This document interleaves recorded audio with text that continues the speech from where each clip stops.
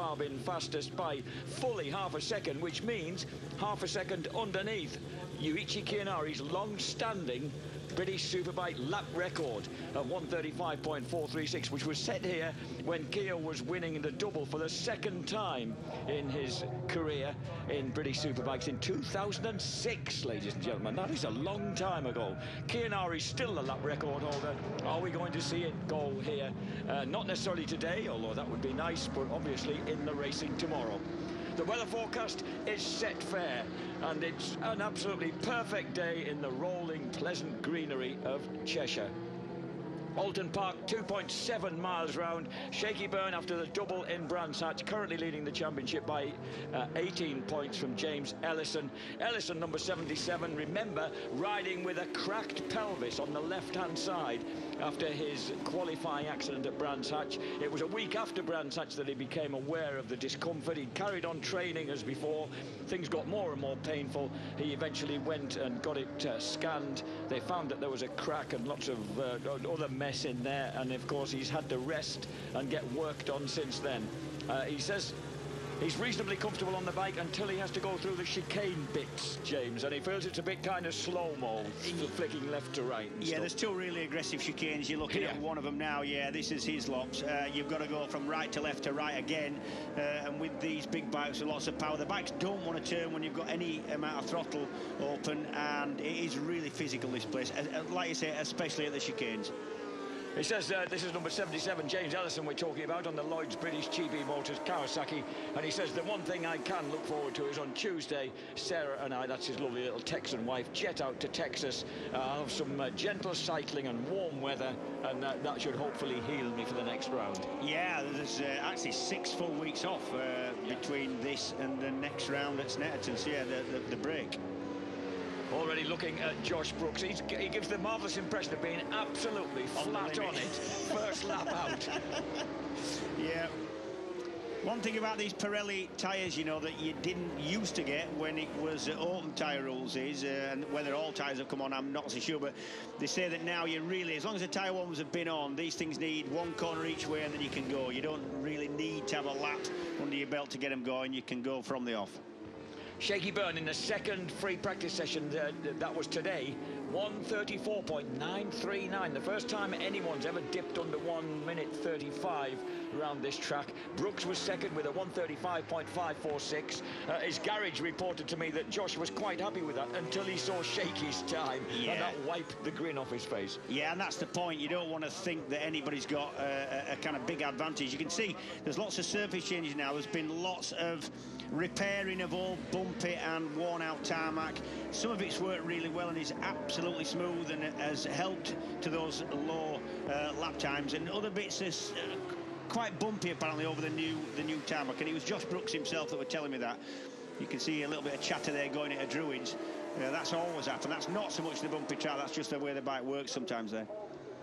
It's fascinating, James, that Josh has adapted so quickly and so well to the Milwaukee Yamaha, whereas his teammate Tommy Bridewell is struggling a bit in this, just across the same garage. Only 8th quickest in combined free training so far. In fact, slightly slower than Danny Buchan, who has set the fastest time in qualifying for the Superstock 1000. Yeah, and in actual fact, that's a bit unusual in the fact that Tommy Bridewell rode his bike a couple of 3 times at the end of last year and did so very well on it, when he'd actually inherited settings that weren't his at all. You know, he just jumped on a bike that somebody else had spent the year setting up and flew, and now he's had the winter and the testing to get what he actually has said. Tommy's said, because he's never ridden that bike here, they've gone for settings that were used by other people and kind of guessed at things, and it just hasn't worked, so they've had to sort of restructure that, and they've gone a lot softer. The bike was unstable, so they've gone softer and longer generally with the setup. You've got to be impressed with the way that this guy's riding. Josh Brooks absolutely hammering round on the Milwaukee Yamaha. The fastest lap, though, has just gone up 1:36.078 to James Ellison, ahead of Brooks, 1:36.28. Linfoot looking strong in 3rd place. Rutter 4th, Bridewell 5th, Smertz on the Ducati Panigale in 6th place. We're looking at Shaky Byrne. Is this going to become the fastest time? Up on the pegs as he launches across the hilltop, out of DLE, across the line, 1:35.493. That's actually about on the lap record of Chianari's. That's right, 600ths behind Chianari's lap record. But it's half a second off what Shane Byrne himself has done this very morning. Checking back downfield, we saw Harry Hartley on the Seoul Halsall Racing Kawasaki go through. Barry Burrell, number 7, on the WD-40 bike, and looking for Yuichi Chianari. This is the lap record holder. Chianari on the build-based BMW lost most of the free session earlier this afternoon because of a binding rear brake that Stuart Hicken, his team owner and boss, had to work furiously on in the garage. Yeah, watch out for the man behind him on the Kawasaki. That's little Richard Cooper, and he has been awesome all weekend for his... He's actually ridden Superbikes before, but his first full season on the big Kawasaki, he's doing really well, his Cooper. He just posted the 7th quickest lap there. He's never been out of the top 8 all weekend. Brilliant performance. A lot faster than Chianari, who's just ahead of him right now on the red and white BMW. It's Byrne, Brooks, Walker jumps into 3rd place. Mended and burned out motorcycle or not. Chris Walker, Lloyd's British GB Motors Kawasaki, runs 3rd now, ahead of his... the bike of his former team, Quattro-clad Kawasaki, Dan Linfoot. Yeah, Chris Walker there, number 9, just gone 3rd, like you say, and that is half a second quicker than he's done all weekend. After setting a problem for Richard Cooper. Sorry, James. Something going through the Shell Oils hairpin, and a sudden problem there for the number 47 machine of Richard Cooper. Is it coasting, or is it still going? He's getting off the track. There's something... What a shame for the little Nottinghamshireman, number 47 on the Anvil Hire Tag Racing Kawasaki. He's still going. Oh, he's going again. And it sounds to be running right. Let's have a look into the Shell Oils hairpin. Let's have a look. And nothing happens. He stopped. That's cut out. And what happens there is when it cuts out, you haven't got the power to push you out, so that just throws you to the inside. That's like snapping the throttle shut. Yeah. So yeah, weird one. Electrical, I would say.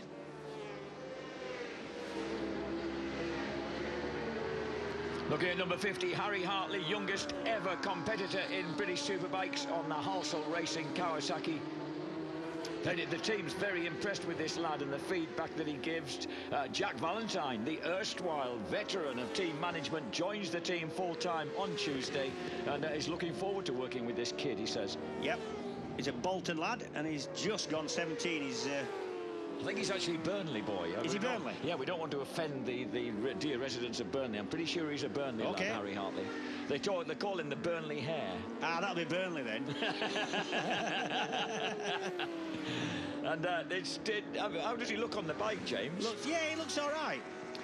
The big fear for me was when it was announced he was going to be in the championship. These things, 200 horsepower plus, and they're not the easiest things to just jump on and ride. You need to get the bike working with you, otherwise you probably get hurt. And I didn't want to see him trying too hard and crashing a lot, and he isn't doing that. He's approaching it with a really mature attitude for his age. He's just 17, and he knows he's not going to win the thing straight away, and he's using this year certainly at the beginning of this year as a learning year. He's learning off everybody, and he's doing a really good job just at the minute, I think. So Hartley, I beg his pardon, the Hartley Hare he's known as. I got that completely wrong. Just behind him, number 12, Josh Waters, of course. Only 16th in free training on the Taiko Suzuki, the Australian Superbike champion, before he came over here to race in 2013 in the British Superbike Championship. And Josh not able to find a way past the little fella on the Halsall Racing Kawasaki at the moment. Hartley, 19th place, 1:37.772. That's Walker on the now looking all right. He didn't look like that about 2 hours ago, I'll tell you. Yes. No, I've never seen him looking so ashen and shaken up by an accident as he was earlier on. What our slow-mo replay didn't last long enough to show, James, was how courageous he was in pulling the bike clear of the flames. That was impressive. He just told us, he says, look, I always look at my motorbikes as part of the family. He says, you would like to see a family member burning. Just behind him is the holder of the Superstock 1000 lap record round Oulton Park, number 10, John Kirkham. Kirkham riding for the Qingdao WK Kawasaki team. So 2 Kawasaki's together for different teams at the moment. Yep. Kirkham. Walker lost the outside foot peg then, James. Yeah, there's a bump there. There's a bump there that didn't used to be there. Circuits evolve a little bit, and since I've instructed around here, there's a little bump developed on the inside of coming out of Knickerbrook chicane there. You make it sound as if it was by special request. I'd like a little bump here just coming out of Knickerbrook. I can organise a little bump for you if you want. When you need it. Look at Chris trailing that right foot as he drops into the final deal leap. Over the top of the hill. At the moment, Walker is in 5th place, so he's well qualified for the second session. Kirkham is running 12th place with a best time of 1:36.8 and 1:35.093. Josh Brooks is quickest now. Here's Walker. This is watch this. Look. Oh, that's a big fire. This is during free training. Now watch Chris Walker. Watch Patrick Muff. He was looking to get away with that. But look at Walker coming in now, trying to get the bike. That's a brave, if not foolhardy thing to be doing, I think. And then the marshals came in very swiftly. The race-safe marshals got that foam on there. Shaky Byrne, meantime, is just taking a break in the pits. He's second quickest at the moment. Brooks still out there with a 1:35.93, which might be, it is indeed, Josh Brooks' fastest lap, I think, of the weekend. Yes, and possibly fastest ever lap of Josh Brooks around here. And that, that's getting somewhere near that sub 1:35 lap that Shane Byrne did this morning. That's good lap time from Brooks.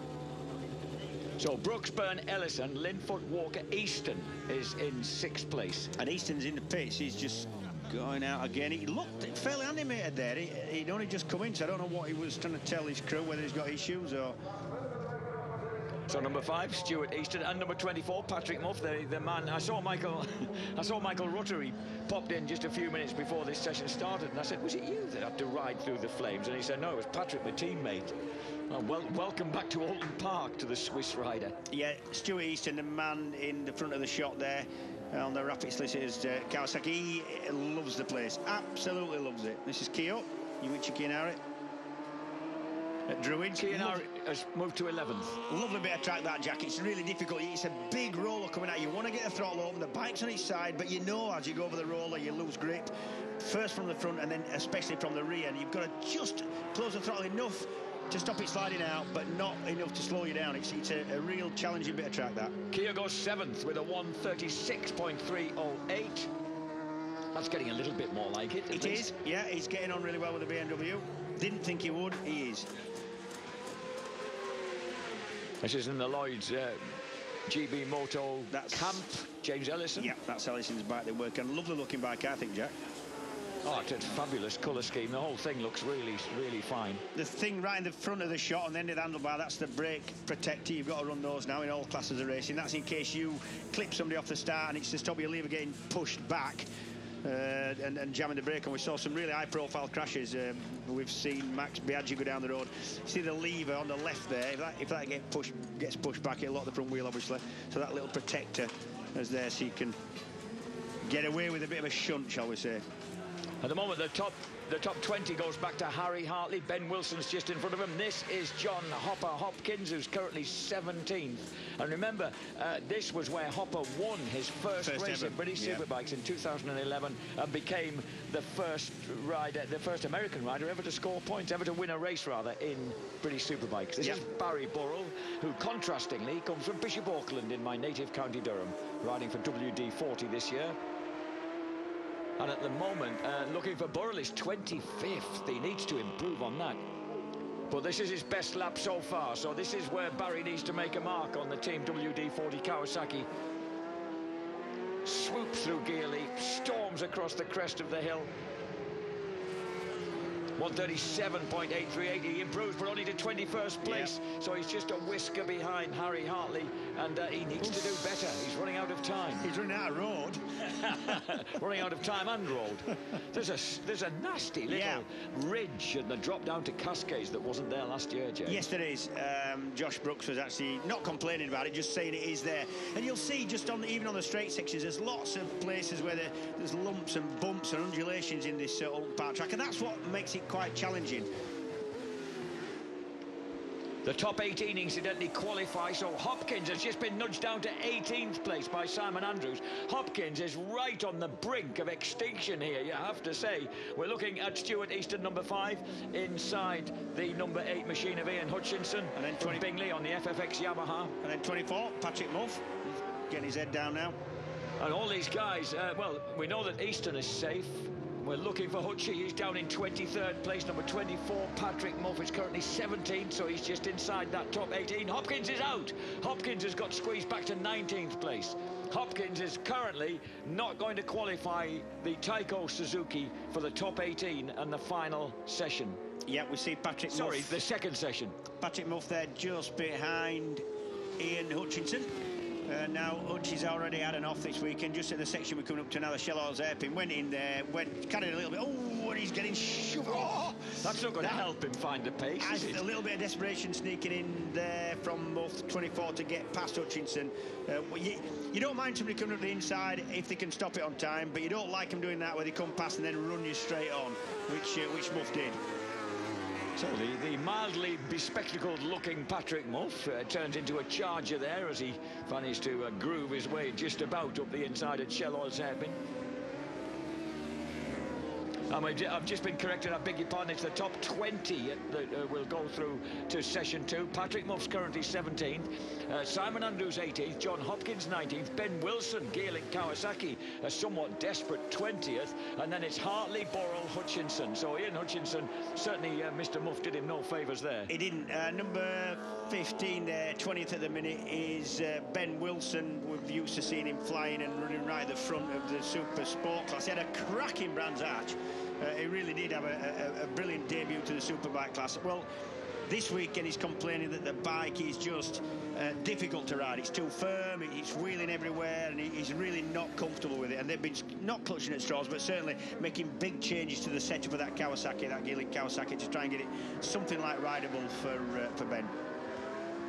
This is Barry Burrell still storming round, trying to make some impression. He needs to get that WD-40 Kawasaki just a smidgen or two quicker. For me, I like Barry, and I think he's a really underrated rider. Not really clicked yet this season with the Kawasaki the way he did with the BM. He could never get the BMW off the line, but when he did, he was amongst the top 6 or 8 quickest in the race, always when he got going. Quick ride is Barry on his day. And he remains 22nd. He's not doing enough, James. Stays in 22nd place. Fastest lap is 1:37.838. He needs to get a 1:37.6. And when you look at that bike of Barry Burrell's, it's loose. It kind of looks nervous, and it looks like he's just not doing what he wants it to do. It just doesn't look comfortable to ride. James Westmoreland, currently in 9th place for build-based BMW. Is that Lee Jackson's on the left-hand side? Yes. Former British Super Stock champ, I believe. Yes, so he's no mug himself, isn't Lee? There's the top 18, and then 19, 20, Hopkins, Wilson, then Harry Hartley only just missing out, and then Burrell, Hutchinson, Zanotti. This is number 3, back out on track. You cannot keep this man off the track. He loves being out there. I tell you what, he must wear some machinery out. Josh Brooks, fastest again, 1:35.023 on that lap. He's desperate to get sub 1:35. I think if he can kind of fire one across the bows of Shane Byrne, I mean, that's what he's doing it for, because he knows he's going to be through to the next qualifying session anyway. And the fastest time Shaky set was at 1:34.939, so it needs to be just sub 35 would do the business for him. Coming up behind Patrick Muff. Not going to do the same to Muff as Muffy did to Hutchinson on the last lap. Yeah, when you look at Brooks's line round the Shellhorse hairpin, runs it in fairly quick, apexes it early, runs it, uses about 4 or 5 feet of the track, then turns it and really squares the exit off. You've got a really nice line, and it needs a lot of patience to do that. As a rider, you've got to go in pretty much slower than you think and get it turned mid-corner, which is difficult to do. All you want to do, your brain's telling you to crack the throttle open. Hutchinson's in. Hutchinson is into 20th place. What a great ride on the FFX car. And look at that, John Hopkins has leapt to 15th. Ben Wilson has been nudged out on the Geerling Kawasaki into 21st place. To be fair, not a massive leap from 19th to 15th, would it? No, but like a bit of a bigger leap there, wouldn't it? But at least it looks a little more secure, shall we say. It does, yeah. Brooks still pressing on. He's decided to pull out of that lap. I think he felt like he'd been balked, yes. He'd lost a little too much time. So at the moment then it's Brooksy, Byrne, Ellison, Linfoot, having a good ride, Dan Linfoot, for Quattro Kawasaki. Yep. And he's, incidentally, the man working with him in the garage, of course, is Mad Dog Davies, a very close mate and a top cyclist these days, close mate of Chris Walker's. And he's enjoying having both Dan. And he was saying that Dan tends to just lack a bit of confidence, which surprised me. But of course, Dan's been cast adrift by so many teams in his time, quite unfairly on occasion. In my mind, there's absolutely no doubt as to the speed and ability of Dan Linfoot, and I never have had it. You watch the mid-corner speed he had on Rob Mack's Super Sport bike. It's incredible. It was as good as anybody in the world mid-corner, and once you've got that, the rest isn't that difficult. That's the real hard bit, and in fact it slows you up sometimes on superbikes, because massive mid-corner speed and lean angle means you can't go anywhere near the throttle, so you've got to be in the corner longer the way he rides it. But actually working it back the other way is easier. There's no reason he shouldn't be a crack at Dan Linfoot. I think I've got a lot of time for the lad. We're looking at Ben Wilson, who's straining every sinew on the geared Kawasaki, the Lincolnshireman, always coming up against traffic just when he doesn't need it, because at the moment he's 21st. He needs to sneak back into that top 20. Do you know what they call it, riding like he is? That's Aaron Zanotti who was just going on it. They call it stretching the cable, you know, stretching the throttle cable. Even though it's on full, you kind of stretch the thing out. So look at this. Has he done enough? 1.983 at the second split, and he needs to be... he's borderline. No, it's borderline. He could just do this if he doesn't lose too much in the short final sector as he bounces his way into the final right-hander down Deer Leap. This is make or break for the Gearlink Kawasaki. Ben Wilson, after a great day at Brands Hatch a couple of weeks ago, can he haul himself back into 20th place? He can't. No. He loses it on that last stretch and ends up still in 21st place and goes out of qualifying too. Well, they've been making some massive changes to that Gearlink Kawasaki. It looked better than it has done, but not good enough. This is Jenny Timberth. She's got in 25th. Well, that means she's got Sean Winfield and Peter Baker and Ralph Laturco behind her. So Jenny Tinmouth running in 25th place. I think she'll stay there. Yep. Incidentally, Sean Winfield has been thrown on to the superbike of the Anvil Tag Kawasaki squad because the Australian Supersport, ex-Australian Supersport champion Mitchell Carr broke his wrist yesterday. So they decided to take Sean Winfield by the scruff of the neck off his super stock bike onto a superbike. That's a harsh intro, James. It is. So the MCE BSB Day Extreme in qualifying one, Josh Brooks on top. Shaky Byrne, cool and comfortable in second. James Ellison third. Dan Linfoot an excellent fourth ahead of Chris Walker on the rebuilt Lloyd's British GB Moto Kawasaki. Stuart Easton on the second Rapid Solicitors Kawasaki is sixth. Yuichi Kianari seventh for build-based BMW, the lap record holder. Jakob Smertz quietly gets us an 8th place in on the Millsport Ducati ahead of the other build-based BMW of James Westmoreland. Michael Rutter, Batham's BMW, is 10th ahead of the 11th place Tommy Bridewell for Milwaukee Yamaha. And then the rest of that top 20, Richard Cooper, John Kirkham, Keith Farmer on the PR Racing Kawasaki, the two Taiko Suzukis of Hopkins and Waters. And then we've got Martin Jessup, Patrick Muff, Simon Andrews for the RAF Reserves Honda team, and Ian Hutchinson sneaking in for FFX Yamaha, ousting Ben Wilson's Gearlink Kawasaki, and Wilson out of the rest of the proceedings this afternoon alongside Harry Hartley, Barry Burrell, Aaron Zanotti, Jenny Tinmouth, Sean Winfield, Peter Baker and Ralph Laturco.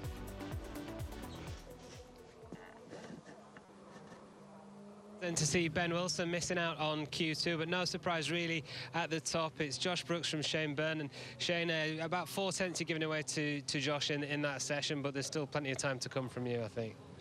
We're going to use the same tyres for the first 2 sessions, so I literally done an out lap straight into my fast lap and then back in, so smashing out 34s takes a bit of building up to. They don't come for free. Is that what you're hoping to get to? Obviously you did a 34.9 already this weekend. Is that kind of the target, or even quicker than that, do you think possible? I'd like to think a little bit quicker. I don't know how much quicker, but yeah, I mean, it's not the sort of thing that you're going to go, you know, we've had like 2 hours off or 4 hours off the bike actually, and then gone straight back out and done 1 lap, so it takes a little bit of time to build up to, but we'll see how we go in Q2 and Q3. Shaky, one thing, I mean, obviously you were the only man who just did you say you want to build up for it, but you just went out, did one flying lap and straight back in again, so you obviously didn't feel you needed to build up too much. No, it's Q1. If I can't get through Q1 without doing too many laps, then I've got a bit of a drama, but the bike's working great, the team are doing a good job, and fingers crossed Q2 and Q3 will be even faster. Cool, well, Thanks a lot, luck. Shaky. Thanks, guys. Good luck. Okay, I'll tell you what, I'll take that. There we go, guys. Okay, so it looks to be a battle for pole position at this stage between Josh Brooks and Shane Byrne. Find out how they get on in Q2 coming up after the break. In Q1, we are just about ready now for Q2. Let's see who the top 10 are going into Q3. Let's rejoin our commentators, Jack Bernicle and James Whittam. And I think Ian Hutchinson was only just about ready there, Matt. It looked like they were almost taken by surprise by having qualified at the last moment on the FFX Yamaha. So the fabled 5 times a winner in a week of TT racing, Ian Hutchinson, jumps back on board. This is Tommy Bridewell, still trying to find his way through murky waters with Milwaukee Yamaha. Can he get back to the speed that he produced towards the end of last year? He always has a quick word with his late brother Ollie before he steps on the bike.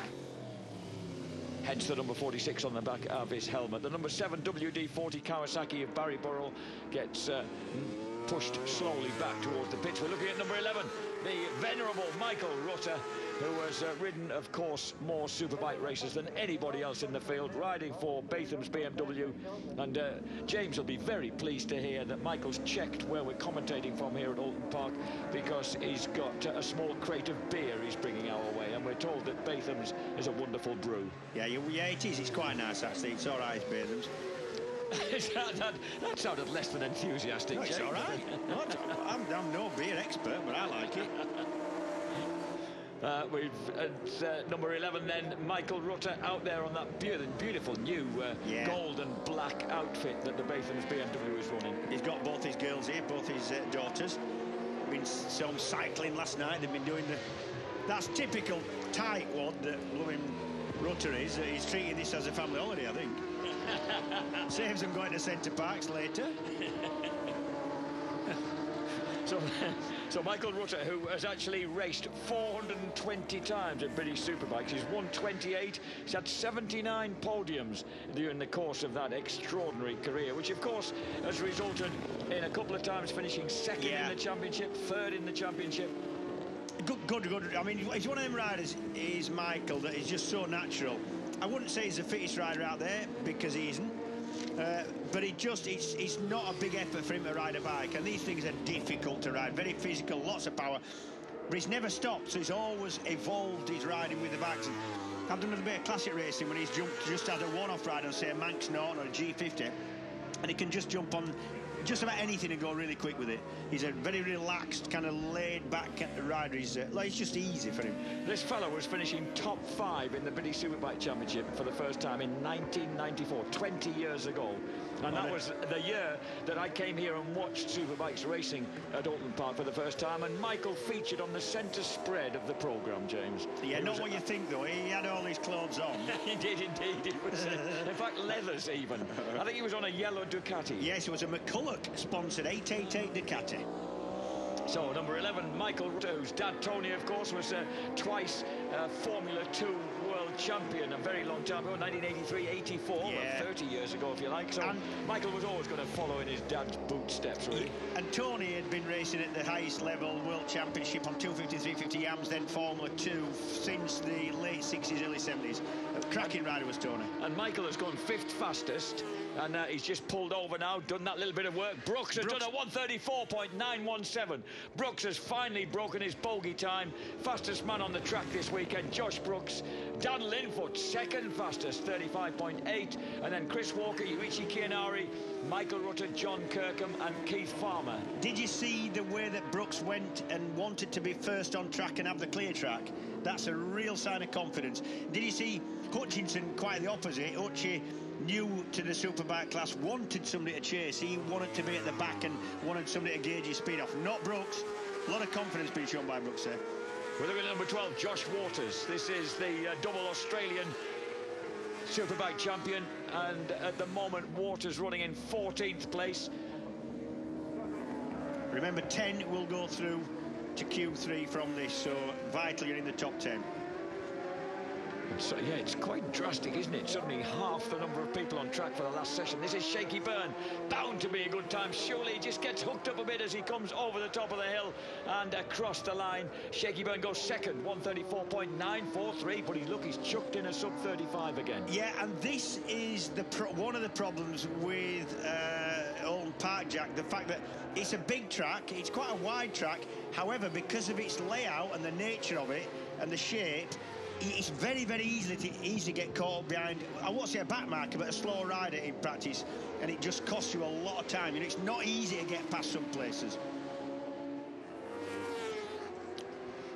Yeah, just coming out of, he's done his fast lap. He knew it was quick. All these bikes have got lap timers on the dash. He'll know he'd got a sub 135, and he'd been tailing his teammate Stuart Easton, the best mates these two, and then he tapped the back of his seat, and I think that he is intending now that Easton clings on the back of him for a quick lap. Watch, this is him finishing his fast lap. Look, taps the back of the seat, that means come on, we'll go for a quick lap. Go for a quick spin. They may have even had that set up from the way they went out together. They may have had that set up. What I can tell you is it's a little bit close for Stuart. Maybe it's going to be this next lap that's going to be the quick one. They're running into the quick lap. Having said that, Easton's already 5th fastest on bike number 5 with a 1:35.6. Obviously, Shaky's thinking that he can get him a bit quicker. Josh Brooks looks on with interest. He's cracked that 1:35. He can now go back to the pits and relax. Yeah, and I think he knew he was going to do it as well. He's had the pace most of the weekend, as Josh. I like the way he tucks his ears into the cap. You know what you need is a smaller cap, Josh, I think. Oh, that's the young man's way of wearing it. Yeah, what do I know? Mine's a flat cap. The top 10 at the moment, as you can see, sliding through in front of you. Brooks, Byrne, Ellison, Cooper, Easton, Linfoot, Walker, Kianari, Smertz, Bridewell. Just outside that top 10, Rutter and Kirkham. This is the Rapid Solicitors Kawasaki convoy. Now, what I would have done if I was Easton, I don't know what they've got set up, they might have talked about it before, they probably have. I would have left a little bit more space between me and the rider. I'd have slowed down a little bit, and then I think he's lost that bit of ground just coming through Cascades, mate. Yeah, I know, but I think he got held up in the first turn. You know, you need a bit of gap, so if you do have a really cracking lap, you don't get the rider that may be tempering his speed for you, holding you up. Contrast in lines going round Shell Oil. Shaky's one of those double apex merchants, whereas that little fella, former last year's World Super Sport champ, he just clings to the curve. Yeah, and if you look, Shaky generally has wider and swoopier sweeping lines than most others. Dropping a Valentino Rossi boot as he drops through his chicane, exits into Knickerbrook, and then the charge up to 170 miles an hour up Bray Hill. Just watch Stuart Easton for, you know, compare his fast look, the look of him going quick compared with somebody like Ben Wilson. Always neat, always tidy, doesn't look to be going particularly quick. Don't be fooled, he really is. When he's at his best, he looks super smooth as Stuart Easton. Cracking riding, Stuart. Brooks so far has got, Byrne so far 1:39.7, and Stuart Easton's best time 1:35.6. Here we go. Sorry, 1:34.9. Has Easton gone quickly? It hasn't. That was 5th fastest, 35.7. Yep. Here's Chris Walker. Walker comes out at the moment. Walker is in 7th place on bike number 9 with a 1:35.991. This is number 14, Martin Jessup. Jessup, part-time Jessupi, riding currently in 18th place. As he crosses the line, has he managed to improve on that? Yeah, just one place. 2 places, 16th. Jessup does his first ever Isle of Man TT this year. He's been spending a lot of his spare time over there doing laps in cars, on bikes, rental cars, all the rest of it. He's done his own work as Martin. He's really looking for... And he's not... Martin Jessup is quite good on the roads. He's been quickest laps... his lap record holder, in actual fact, at Macau. He's also done the Northwest, so it's a natural progression for him, the TT. Obviously, the TT's longer, takes a lot more learning. This is a man whose father used to compete in the Isle of Man TT. Yes, this is John Hopkins. His dad was a truck driver. They returned to the USA, of course, and he actually lost his dad when he was quite young, which put quite a lot of strain on family resources to continue Hopper's racing career. Yeah, in fact, John was the only member of his generation of the family that was actually born in the States. His 2 sisters, slightly older, were born in the UK. His mum and dad were both from the UK, around the Chiswick area, I believe. That's right.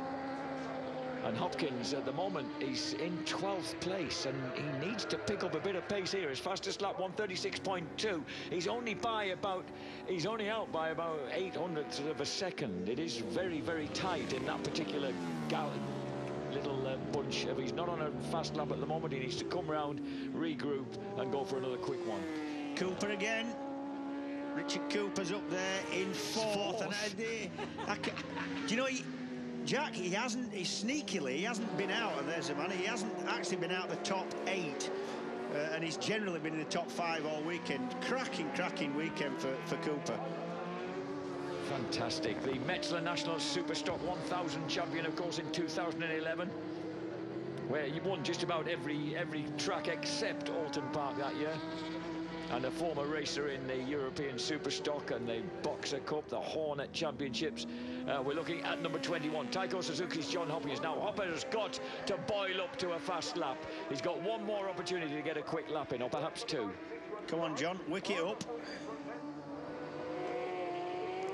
This is Bridewell trying to get a fast lap in. Bridewell at the moment is in 10th place, so he's just trying to make sure he stays in that top 10. Has he got Smertz behind him? I think he has. And Smertz is currently 9th. Jakob Smertz on the Mill Sport Ducati Panigale. 7th place for Bridewell, 35.938. 8th for Smertz. He was Smertz sneaking up behind him. So Walker's been squeezed to 9th. Chianari is in the danger zone in 10th. 2 tenths ahead of Kirkham in 11th. Hopkins in 12th. Linfoot still sat there in 6th. Good run for the Yorkshireman as well.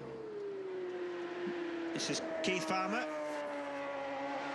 Keith Farmer, former Supermoto star from Northern Ireland, and also the clocker bullet of former 600 Superstock and 1000 Superstock champ in successive seasons. Yeah, good rider is Keith. Had a lot of bad luck last year on the Rapid Solicitor's bike. Did a lot of damage as well. Crossing the line, he improves. Oh, nearly goes 11th. Just sneaks in ahead of Kirkham and Hopkins, but he's not. He's just about a 10th of a second outside Chianari's time.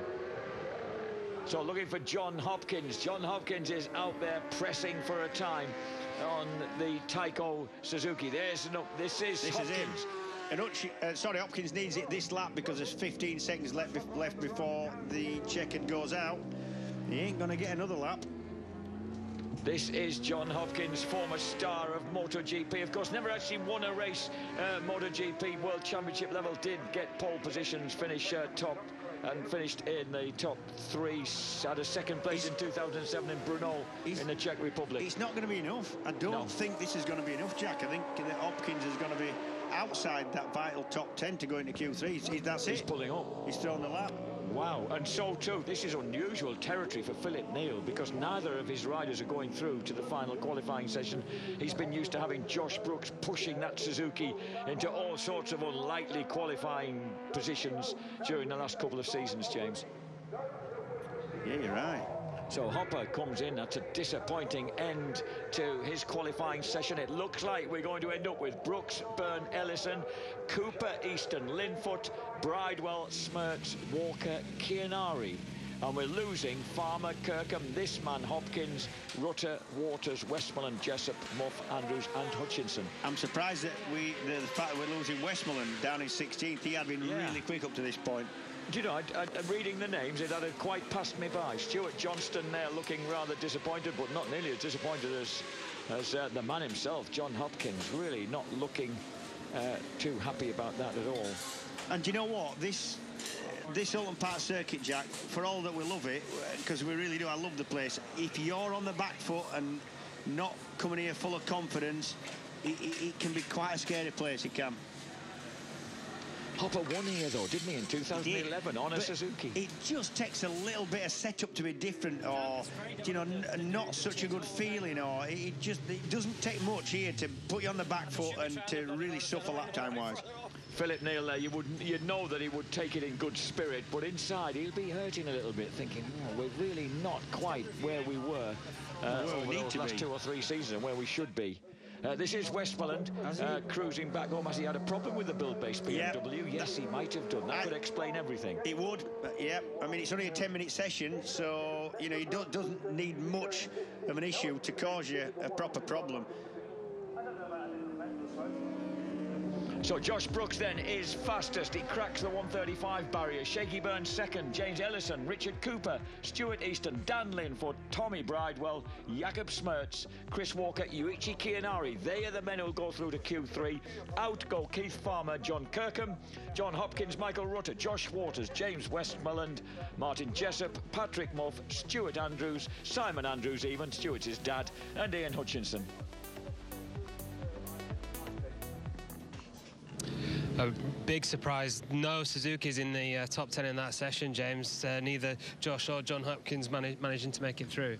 No, that's right. Just, you know, suffered a little bit with the pace there, and as you say, it is a bit of a shock to not see a factory Suzuki or one of those guys making it through to the top 10.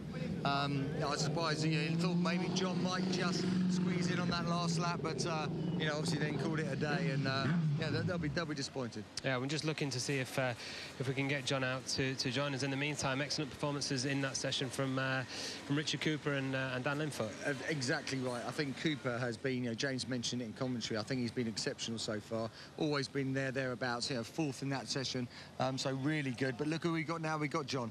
Here he is. John, just talk us through that session. You were up on your first split on your last lap there, but it seemed to go away. What happened? No, the bike broke. So. Oh. Simple as that. But I mean, you didn't even look comfortable up to that point, really, struggling to get on the pace. Yeah, well, we've been struggling. I mean, we've been a session behind all weekend. You know, unfortunately, we didn't do the test here this last weekend, so that's kind of set us back. And then the whole first session, we had an oil leak, so we were unable to do any laps in the first session. Just been chasing our tail since then. Finally found a good setting at the beginning of qualifying that seems to be quite good. But again, you know, it was just a matter of trying to get comfortable once we found the right setting. Was building up the pace. I think we could have done something on that last lap, and then, yeah, right about quarter of the way up, almost around, yeah, halfway around the lap, the bike just started cutting out, and that's all we can do. Okay, thanks for talking to us, John. Better luck tomorrow. Thanks. Okay, so John obviously very upset with that then, but let's see who can fight for pole position in Q3. That's just coming up after a short break. Stay with us. It looks set to be an absolutely scorching showdown now for pole position between the two men who've been setting the pace here all day today. It's a straight fight, it seems, between Shane Byrne and Josh Brooks. Take it away, Jack and James. It's a long time since anyone escaped out of pit lane for a qualifying session ahead of Josh Brooks, but Dan Linford has just done that on the Quattro Plant Kawasaki. The North Yorkshireman's keen. Yeah, that's clever work, I think, by Linford, because he knows he's got something like the pace. Let Brooks go, cling on the back of him, and he knows Brooks, from what he's been doing, is probably going to go out and stick a lap in early on. So Dan Linfoot then there, number 4. We've got bikes 3 and 4 running at the front. We knew that Shaky Burns' classic technique would be to just loaf in the garage for a minute or so and then come out late to get himself a bit of clear track, whereas the man on the black, red and white Yamaha number 3, Josh Brooks, always gets right out at the front, contrasting approaches to this final qualifying session. So right now, Josh Brooks just turned, incidentally, happy birthday, Josh, turned 31 on April the 28th. Brooks then leads the way with Dan Linfoot right with him. Linfoot, the 24-year-old from Knaresborough in North Yorkshire, right there with him on the Quattro Plant Kawasaki.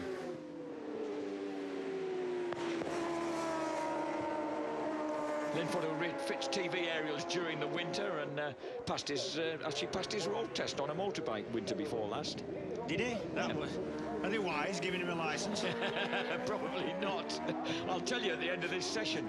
But what you said, James, this is it. If he can cling onto a flying lap of Brooks's now around this 2.7-mile circuit, this is going to hold him in very, very good stead. Yeah, you say Linfoot. You know, I keep getting tweets after we say that Linfoot's from North Yorkshire because they're claiming him in West Yorkshire.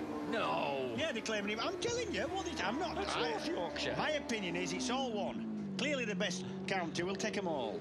No. County... I'm sorry, north of the Tees, County Durham, mate. I'd have to dispute that. But right now, I'm going to stick with him as a North Yorkshire boy. It's right up near where Teesside, about 50 miles from Teesside, Wetherby, where he was born. I think that's as north of Yorkshire as you're going to get. This is number 3, Josh Brooks. He, of course, is from the western suburbs of Sydney, and I shouldn't think we'll get too many people arguing with that. But look at the way Linford is sticking like glue to that Yamaha. Yeah. Linfoot, a former who's, of course, race wins in European Superstock 600. He's done time in 250 GPs. He's been on the rostrum in World Supersport. So in his 24 years, he's had a lot of racing with different teams. He's just lost a little bit of time going through Knickerbrook and his chicane there. But that's kind of all right. It depends on how fast this lap of Brooks is. It looks like Brooks is pushing on, to be honest. Brooks then launches underneath the bridge down towards the final right-hander. This is Lodge Corner, round Lodge Corner, 70-mile-an-hour second gear, and then blasts through Deer Leap. And by the time he comes out and emerges across the top, he'll be topping 160 miles an hour past the pits here. 135.098. It's a good time. Linfoot, 135.496. This is Shaky Byrne. Byrne, we know already, will be on a rapid lap on the Rapid Solicitors Kawasaki. That's such a line he's got through Shell Oils. Yeah, and if you look at his style, you know, lovely old school. He doesn't stick his elbow out next to his knee out. He's got... his body's almost upright. Head stays completely perpendicular with the track. It's quite old school. And you see how he's... scraping his foot. That bit. Yeah, except for scraping his foot. But if you look, sometimes... so he doesn't have to shut the throttle to get the bike to move lined up for the next end of the corner. You can see he sticks his body out into the wind and that drags it round a little bit. Shaky's always been someone who's moved his body weight halfway down the straight into preparation for the turn. Yep. You could see him doing that just then as he approached Druids. He was seat. And Chris Walker yes, keeping out of his way as Shaky comes past. Walker number 9 on the left. Race Wiss and Shaky Byrne backing it into Lodge Corner. Drops down Deer Leap. This could be, he's got 134.3, 8 to beat. Ellison's gone sub 135. Byrne now, 34.557. And that is Muller, 0.9, a 34.09. 4.9 Maurice, 4.9 Brooks. Well, he said he was going to do it. This is it. Sorry, Ellison. I beg your pardon. Ellison on the Lloyd's British GP Motors Kawasaki has currently done he's done his first sub 938. Brooks goes second with a 34.88. With a cracked pelvis on the left-hand side. So not entirely comfortable, the Cumbrian. Across 35 now, 0.024, just a whisker outside the magic 35. So Ellison currently in third place, but with quite a substantial gap behind him to Easton on 35.47, Linfoot 35.49, Bridewell 35.5, Chianari 35.6, Cooper also 35.6, then Smursh Walker. Back with Brooks. Brooks will be... he'll just be so determined behind that visor to get underneath that time of Burns. But Shaky, 134.557. That is some time. Yeah. That is almost a second underneath Keogh's long-standing lap record. It is, 9/10. Yeah. Brooks then this charge up, it's an enthralling piece of track as the undulations as they lead up to Druids there over the top of Clay Hill. Over the top of Clay Hill, your bike almost floats. There's virtually nothing of it touching the floor. It's a beautiful feeling, actually, if you get it right. It looks magnificent. And dropping back, this is Brooks loves that bit of track as well, the undulations underneath the bridge, and then round the right-hander at Lodge Corner, and then bursts over the top of the hill. He's looking for that 34. He's got it again. Not quick so enough. Consistently sub 35, but that one lap of Shaky stands like a beacon apart. This is Easton on a fast one. Getting all poetic there, Jack. Stands out like a shining beacon. 134.557 in lights, neon lights.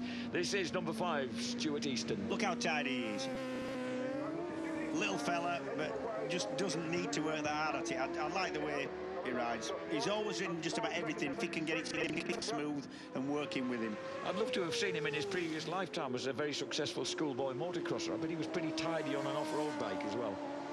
Oh, look at that, though. The speed of him going out of Druids. Easton then currently in 4th place. He's looking for that front row start. His best lap so far, 135.47. He needs to knock half a second off that if he's to get the better of James Ellison. Over the top, looking for that sub 35 time, not getting it, but 34 135.436. That means he's in 9th place on bike number 9. So we've got Byrne, Brooks, Ellison looking pretty much like they're going to be the front 3. You know that this man will not stop going round until the clock stops and he is getting the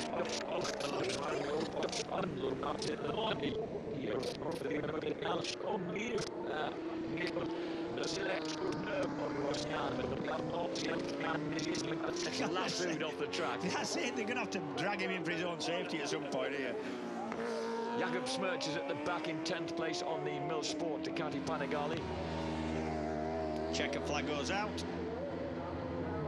Well, this will have to be, oh dear me, if you show me more,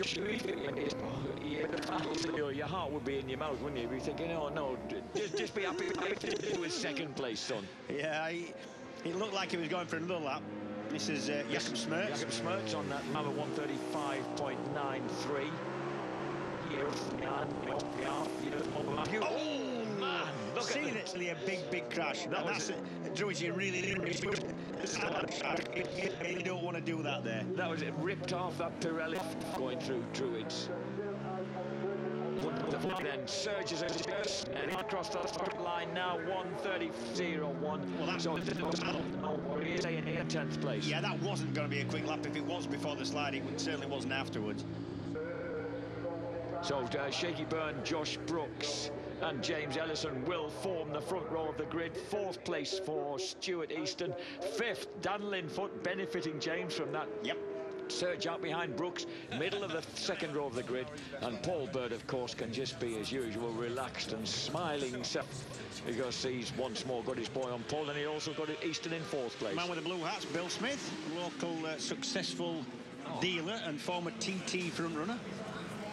Sean Muir wonders what they've got to do to get the Yamaha on the front on pole position, but I think the middle of the front row of the grid will be good enough for tomorrow. Yeah, one on the front, one on the 2nd row in Bridewell. So yeah, not such a shabby day's work for the team.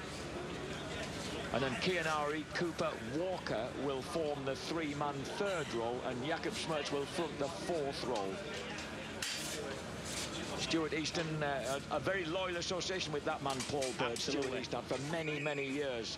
He's been on since, in fact, 2003, when Stuart won him the Super Sport British Championship. Yeah, to the extent that when Stuart didn't have a ride and couldn't make any money, couldn't pay his mortgage, actually, Birdie still kept paying him a wage to do some testing for the team and all the rest of it. Very loyal to Stuart is Paul.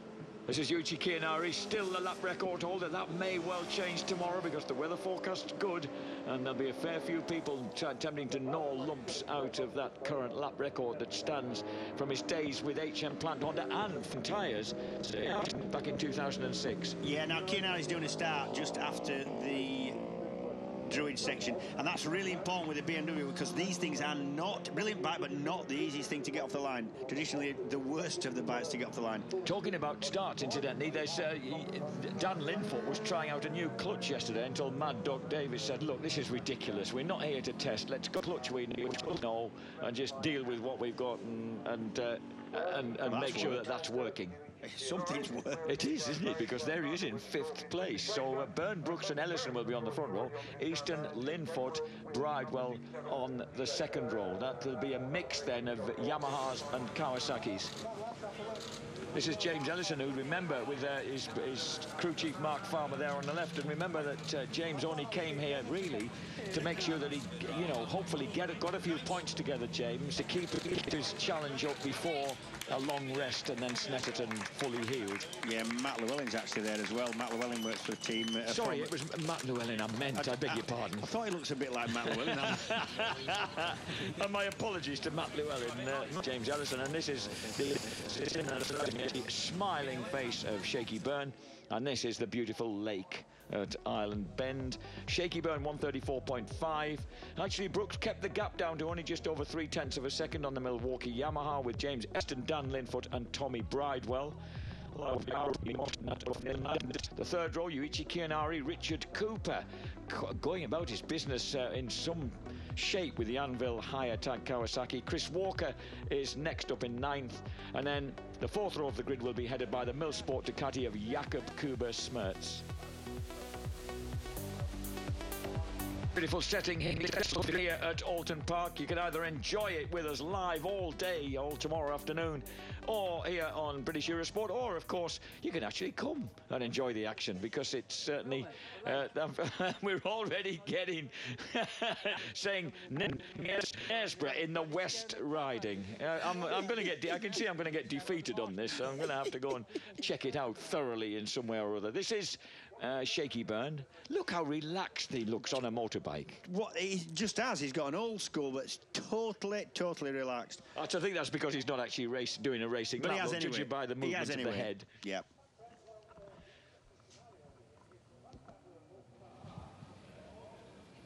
James, front row starts for tomorrow on a sub-35 lap. Is that the most fun you've had around Oulton Park on two wheels? It is, to be honest with you. I mean, the quickest we've done, I think, was a 5.5 in qualifying last year, and 5.8 in the race, so it's nearly a whole second quicker.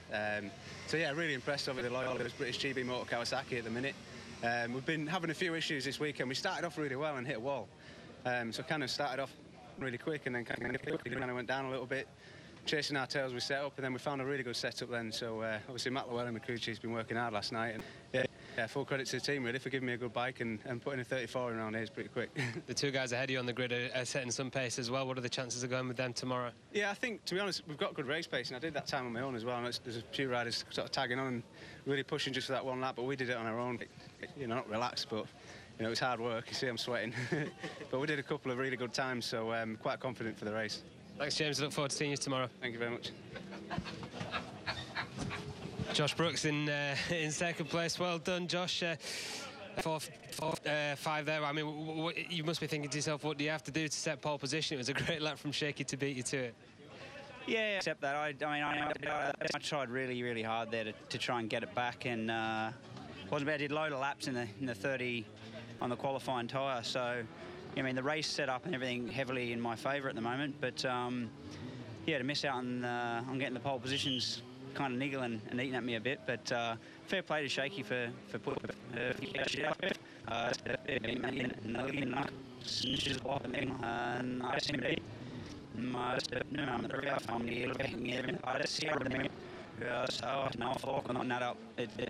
So it was a good lap. Plenty of time to put it right tomorrow.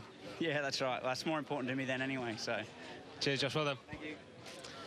OK, let's bring in the pole man then. Shaky Byrne, we spoke to him before the start of Q2 there. Shaky, you said that you thought you might be able to go quicker than a 34.9, but did you think a 34.5 was possible today? To be honest with you, I didn't really know. I knew we'd done our time in the second qualifying on a used tyre, and I'd done a 34.9 on the used tyre after going out on it in the first run. So I knew, or I was kind of hopeful that we had a bit of pace in us, but I was pretty excited when that time popped up.